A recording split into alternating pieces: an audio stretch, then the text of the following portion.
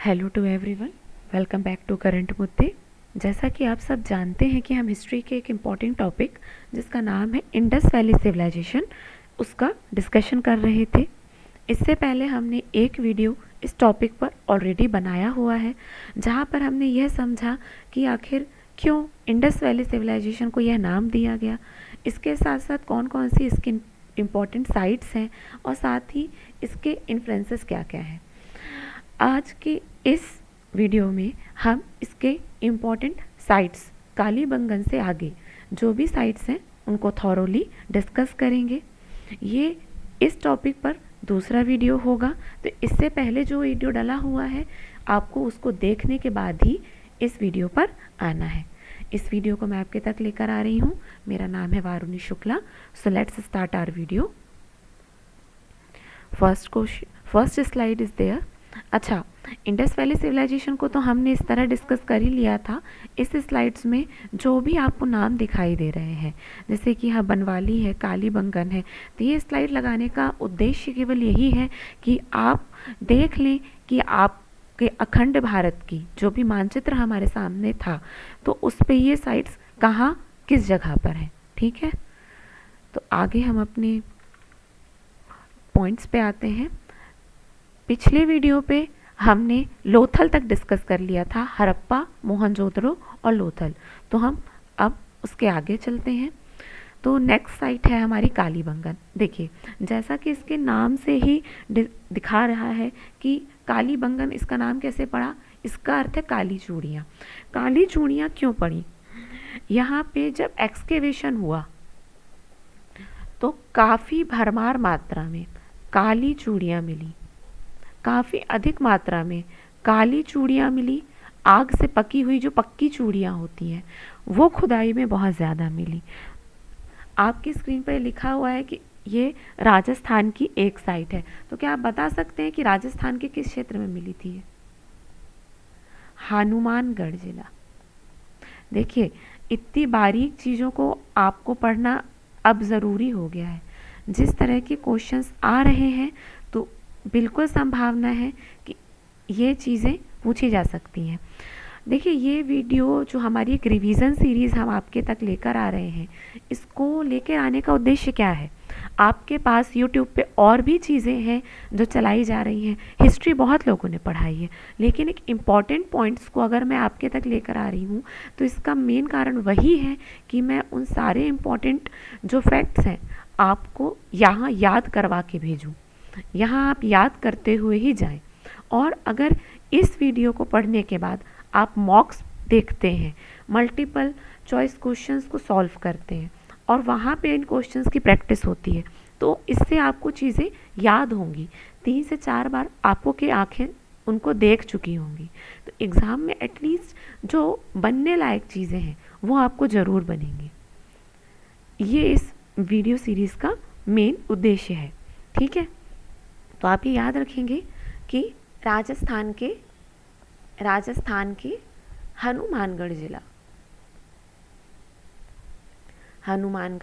जिला। ठीक है, इसकी खोज किसने की थी? अमलानंद घोष जी के साथ थे बीबी लाल और बीके थापर। ठीक है, तो क्या आप बता सकते हैं कि यहाँ पे जब खुदाइयाँ हुई तो क्या क्या मिला? सबसे पहले जुते हुए खेतों के साक्ष्य, काली चूड़ियों के अलावा काली चूड़ियाँ तो मिली ही, ठीक है, उसके साथ जुते हुए खेत मिले। और क्या मिला? हमको ऊंट की हड्डियों के साक्ष्य मिलते हैं, अग्निवेदिकाएं मिलती हैं। अच्छा, क्या आप बता सकते हैं कि एकमात्र स्थल है पूरे हड़प्पा सिविलाइजेशन का जहाँ पे आपको फर्श पे भी नक्काशीदार ईंटों का प्रयोग दिखते हैं? वो कालीबंगन है। देखिए, नाम बहुत अलग है इसका, नक्काशीदार ईंटों के प्रयोग मिलते हैं आपको फर्श पे। ठीक है, ऊंट की हड्डियां मिलती हैं, अस्थि पंजर मिलते हैं, आल्टर्स मिलते हैं, अग्निवेदिका, एल्टर्स जो भी आप बोलते हैं इसको, अग्निवेदिका, इसके साक्ष्य मिलते हैं। अच्छा, ये एक और साइट है मोहनजोदड़ो के अलावा जहाँ पे हमको भूकंप के प्रारंभिक साक्ष्य मिलते हैं। भूकंप के भी यहाँ पे हमको प्रारंभिक साक्ष्य मिलते हैं। ठीक है।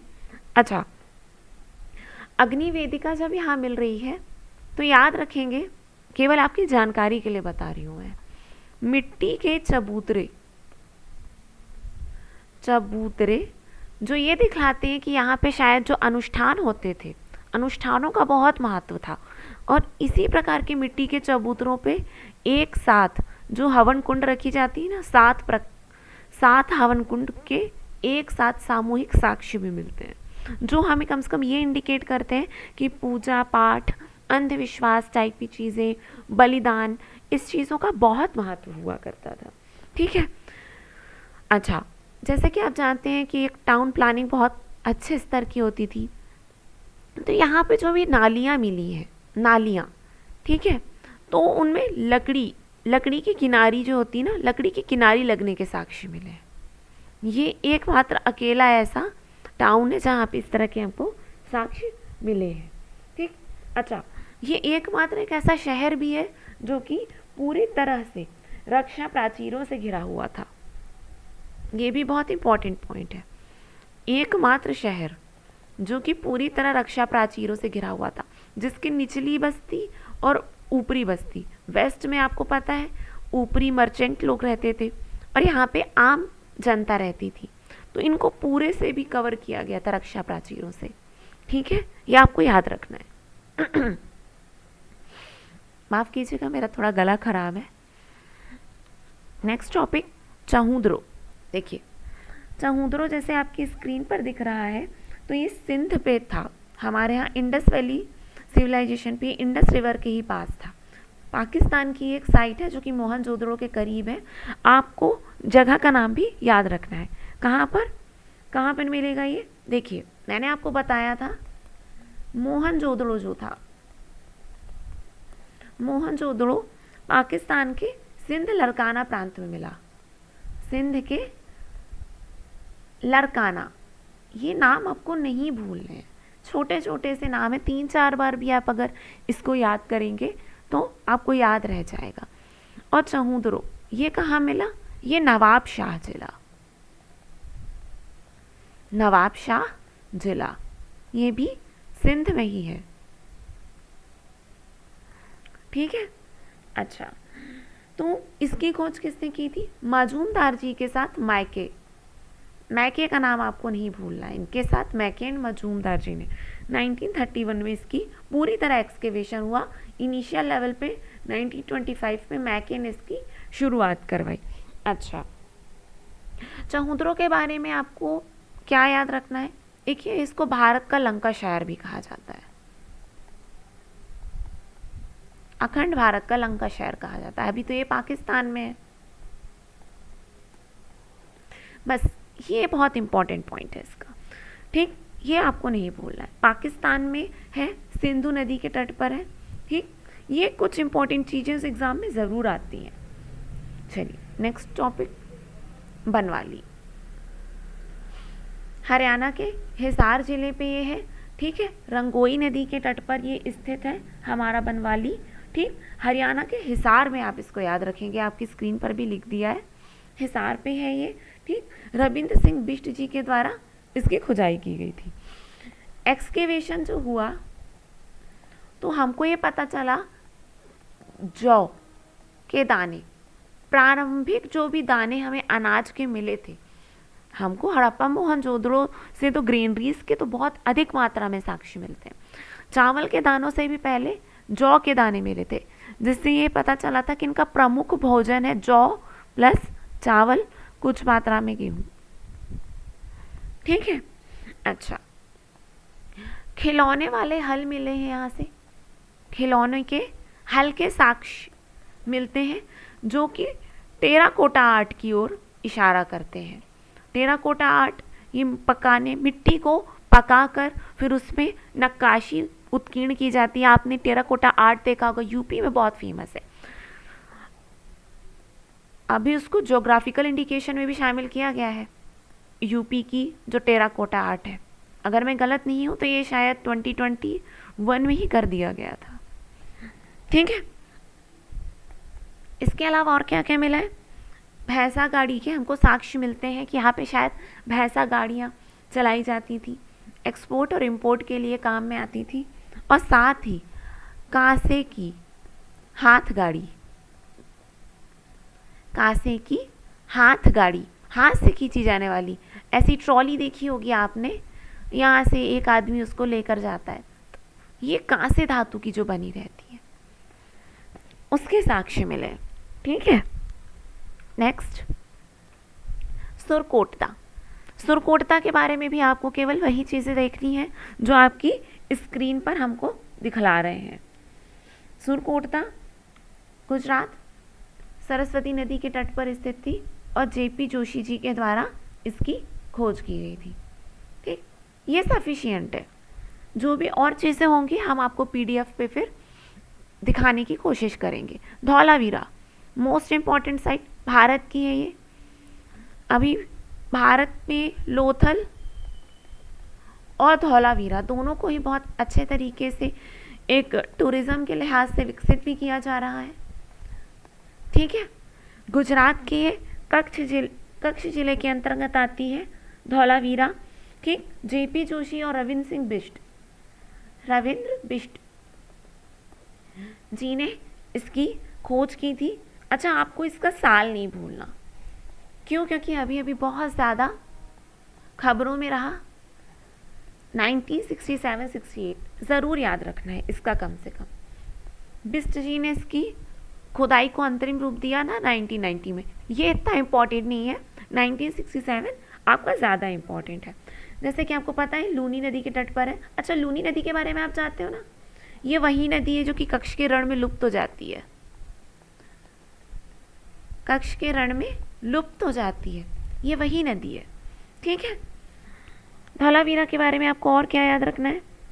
इसकी खुदाइयों से हमें जो साक्ष्य मिलते हैं, बांध के साक्ष्य मिलते हैं हमको यहाँ से। विशाल जल क्षेत्र, ऐसा माना जाता है कि संभवतः सबसे बड़ा विशाल जल क्षेत्र पूरे हड़प्पन सिविलाइजेशन में यहीं पे था।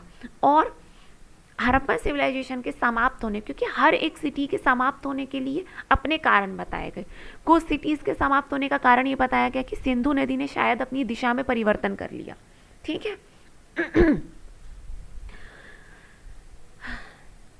सिंधु नदी ने अपनी दिशा में परिवर्तन किया, जिसकी वजह से क्या हुआ कि वहाँ पे सूखा पड़ गया। भाई पानी ही नहीं रहा, नदी के किनारे बसे हुए शहरों को पानी मिलना बंद हो गया। परिणाम क्या हुआ? सूखा अकाल की स्थिति आ गई। धौलावीरा के संबंध में यह माना जाता है कि शायद ये बांध टूट गए थे। आर्यों ने आक्रमण किया, आर्यंस ने ठीक हमला किया और उन्होंने इन लोगों को हराने के लिए इनके बांध ही तोड़ दिए। तो नतीजा क्या हुआ? पूरा का पूरा जो शहर है जल से डूब गया। ठीक, और क्या मिलते हैं? रॉक कट आर्किटेक्चर्स मिलते हैं हमको यहाँ से। Rock cut architecture.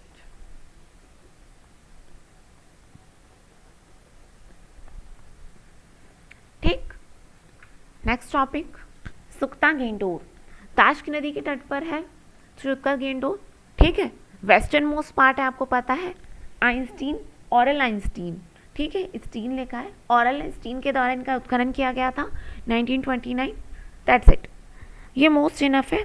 थोड़ी सी एक चीज़ और याद कर लीजिए आप कि आपको जो एक्सपोर्ट और इम्पोर्ट मेसोपोटामिया और हड़प्पन्स के बीच में जो एक ट्रेड का साक्ष्य मिलता है वो आपको सुक्ता गेंडोर से ही मिलता है। ठीक है, यहाँ से क्या प्राप्त हुआ आपको? खुदाई से स्टोन एरोहेड्स मिलते हैं। ठीक है, पत्थरों के बर्तन मिलते हैं और क्या मिले थे? बीड्स। बेसिक पॉइंट, बीड्स मिले थे, पूरी माला मिली थी यहाँ से, जिससे हमें यह पता चला कि हड़प्पन सिविलाइजेशन के लोग मेकअप के बहुत शौकीन थे, सजने संवरने के भी बहुत शौकीन थे। एक लिपस्टिक भी मिली है यहाँ से, लिपस्टिक के साक्ष्य भी मिले यहाँ से। नेक्स्ट, कोटदीजी जो कि आपका सिंधु नदी के तट पर है, सिंध के खैरपुर। सिंध दिया हुआ है, आपको यहाँ पे खैरपुर को भी याद रखना है, खैरपुर जिला। देखिए मैं बार बार जिलों के ऊपर इसलिए बहुत ज़्यादा जोर दे रही हूँ क्योंकि कुछ नया तो चाहिए ही पूछने के लिए। देखिए एसएससी जो भी टॉपिक उठाती है और अगर बैक टू बैक उस पर क्वेश्चंस आते हैं तो स्टूडेंट्स भी कम नहीं है, वो बहुत ही जल्दी उस पर अपना पढ़ाई लिखाई करके चले जाते हैं, तो कहीं ना कहीं फंसाएगी, वो और डीप जाएगी। तो जो कम से कम कवर कराया जा रहा है आप उसको पढ़िए। सिंध नदी के तट पर है। अच्छा हाँ, एक कॉमन सेंस है, जो भी सिंधु नदी के तट पर है वो सिंध प्रांत के आसपास है। आपने ये नोटिस किया? अभी तक आपने पढ़ा मोहनजोदड़ो, ठीक, और मैंने क्या बताया? चहूदरो। अभी कोट दीजी ले लीजिए, है ना, ये सब हमारे सिंध से लगे हुए हैं और मज़े की बात है कि सब सिंधु नदी के तट पर है, तो आपको याद करना काफ़ी आसान हो गया। ठीक है, रोपर पंजाब में है, ठीक, और वाई.डी. शर्मा जी इन्होंने इसकी खोज की थी, जो कि सतलज नदी के तट पर स्थित है। ठीक है, वाई.डी. शर्मा जी का नाम आप कंफ्यूज नहीं करेंगे, ये वही है, यज्ञदत्त शर्मा, यज्ञदत्त शर्मा। चलिए नेक्स्ट स्लाइड, आमरी, ये भी अपने सिंध प्रांत पे, देखिए वही है, जो सिंध पे है वो सिंधु नदी पे है, और जो सिंध के प्रांत पे आपको केवल छोटे छोटे जिले याद रखना है। चहूदड़ो अलग सा नाम है, आप उसको बोल सकते हैं नवाबशाह जिला। लड़काना, मोहनजोदड़ो लड़काने में है, आप इसकी कोई ट्रिक बना सकते हैं और इसको याद रखिए। ठीक है, आमरी और धुरे जी के द्वारा इसकी खोज की गई थी। अच्छा, अब हम लोग आ जाते हैं अपने उन मेन पॉइंट्स पे कि हाँ, हड़प्पन सिविलाइजेशन तो आई, लेकिन इतनी महान सभ्यता जो थी तो आखिर किस तरह वो मिट गई कि आज उसके नामो निशान भी नहीं मिलते। अमूमन क्या होता है कि आप किसी सभ्यता के कुछ अस्तित्व ज़रूर पाएंगे। हमें जैसे कहा जाता है कि हम सब जो लोग हैं आर्यंस हैं, आर्यंस हैं, हम इनकी ही एक चल रही पीढ़ी है। ठीक, हमारे यहाँ सदर्न मोस्ट इंडिया में चाहिए वो द्रविड्स हैं। अगर आप इनके मतलब कल्चर पे अंदर जाएंगे तो आपको ये पता चलेगा कि ये कितने पुराने हैं। जैसे अपन जानते हैं ट्राइब्स, जो भी ट्राइबल्स हैं अपन उनको कितना ज़्यादा पिछड़ा हुआ मानते हैं, जबकि सबसे पुराने तो यही है, सबसे बेसिक। तो हड़प्पन सिविलाइजेशन में जीने वाले, इतनी महान सभ्यता में जीने वाले, आखिर ऐसा क्या हुआ कि पूरी की पूरी सभ्यता ही विलीन हो गई। ठीक है, तो इसके ऊपर बहुत सारे फैक्ट्स आए कि किसी ने कुछ कुछ बोला, तो इसको एक सम अप करते हैं। देखिए यहाँ पे स्क्रीन पे लिख रही हूँ, आपकी समझ के लिए ये स्क्रीन पे लिख रही हूँ, बाकी पीडीएफ में इसको फिनिशिंग के साथ आपको प्रोवाइड कराया जाएगा। ठीक, अब आपको समझना है कि इंडस रिवर, सिंधु को पकड़ते हैं अपन, सिंधु जैसे हो गई अपनी मोहनजोदड़ो, जैसे हो गया अपना चहूदरो, ठीक है, जैसे हो गया अपना कोट दीजी। तो ऐसी सिटीज़ के रिस्पेक्ट पे एक ये माना गया कि मे बी इंडस रिवर जो थी इसने अपनी दिशा ही बदल ली, चेंज कर ली।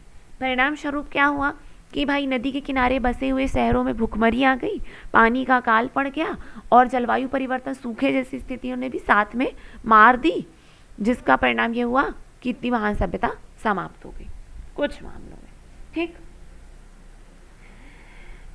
अच्छा, इस तरह की जो भी आइडियोलॉजी दी वो किसने दी है? माधो स्वरूप वत्स, नाम नहीं भूलेंगे, माधो स्वरूप वत्स।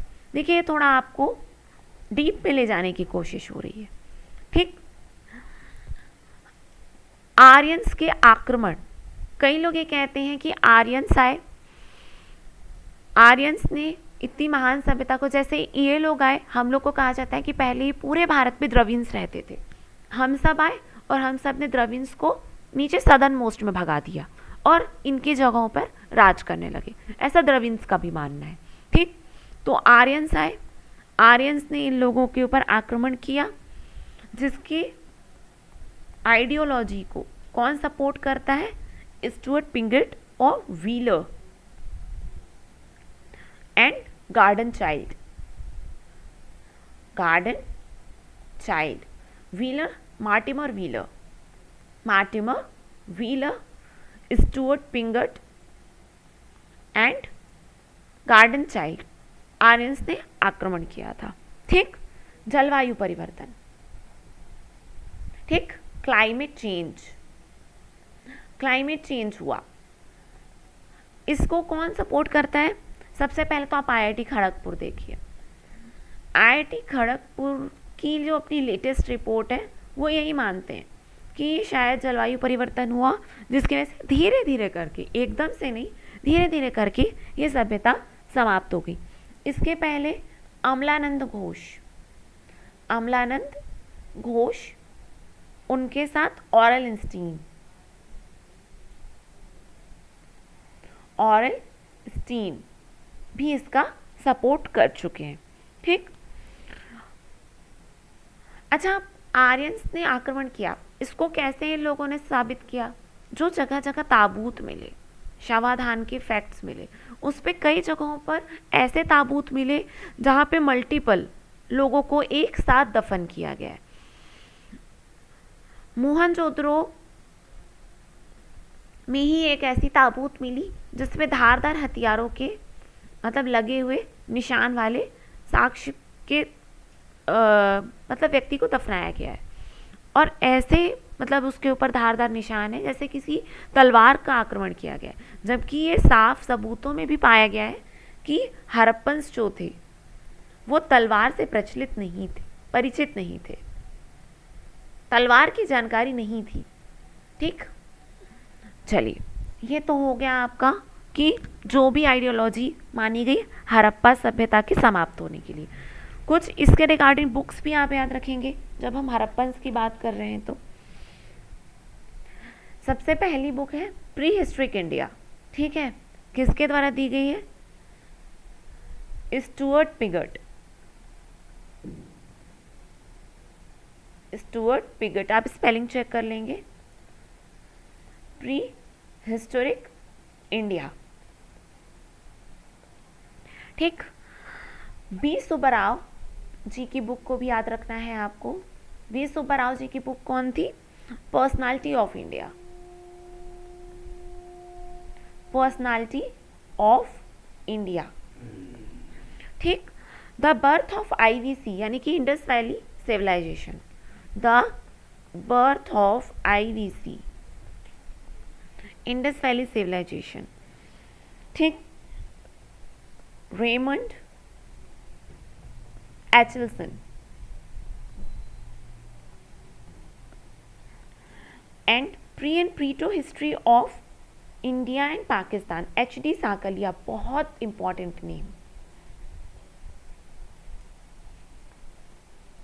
प्रीटो history of India and Pakistan.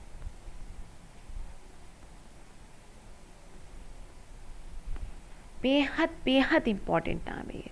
ठीक, इसके पहले मैंने चार्ल्स मैसन जी की भी बुक्स आपके सामने डिस्कस की हैं, जहाँ पे उन्होंने सबसे पहले हड़प्पन सभ्यता को लेकर अपना विचार प्रस्तुत किया। ठीक, तो ये कुछ इंपॉर्टेंट पॉइंट्स थे जो मुझे लगी कि इंडस वैली सिविलाइजेशन के रिगार्डिंग बेहद इंपॉर्टेंट है। ठीक है, तो इस तरह ये टॉपिक फिनिश होता है। जो और भी चीज़ें रह गई हैं वो आपके रिवीजन पॉइंट ऑफ व्यू से हम PDF में ऐड करके आपको सही समय पे दे देंगे। ठीक है, तो इस तरह ये वीडियो पूरा होता है। उम्मीद करती हूँ आप वीडियो को पसंद करेंगे और अपनी पढ़ाई को जारी रखेंगे। तो बने रहिए करंट मुद्दे के साथ और पढ़ते रहिए। मिलते हैं अगले वीडियो में। Thank you for watching current मुद्दे।